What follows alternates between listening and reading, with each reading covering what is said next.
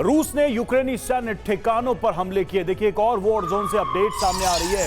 Ukraine के battle ground में रापेरा तोपें Ukraine के कई बंकर को निशाना बनाए। यूक्रेन को भारी नुकसान का दावा किया गया है।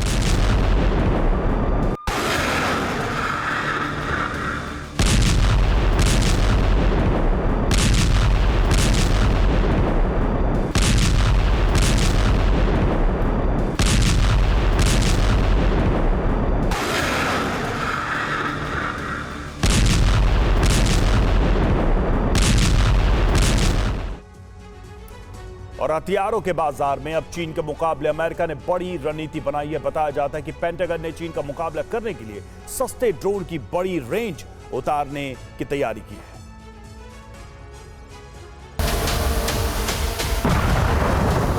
पेंटागन ने चीन के बाजार प्रभुत्व का मुकाबला करने के लिए ड्रोन की बड़ी फौज तैयार की है। इसकी प्रेरणा उसे यूक्रेन की रूस के साथ युद्ध के दौरान मिली है।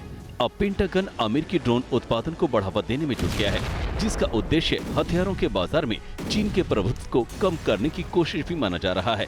इसमें हजारों छोटे और सस्ते ड्रोनों की बड़ी रेंज शामिल है।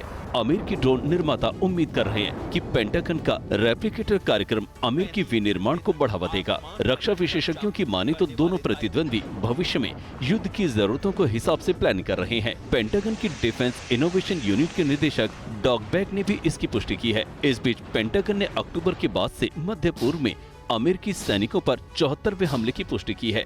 पेंटागन की प्रवक्ता सबरीना सिंह ने ब्रीफिंग के दौरान हमले की पुष्टि की। हालांकि पिछले 2 दिन में कोई नया हमला नहीं हुआ है।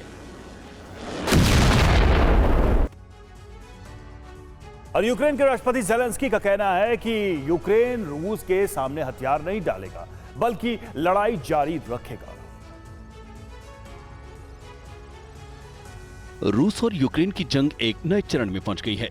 गर्मियों में भीषण जंग के बाद सर्दियों में लड़ाई जटिल होने की उम्मीद है, लेकिन ज़ेलेंस्की का कहना है कि यूक्रेन हार नहीं मानेगा।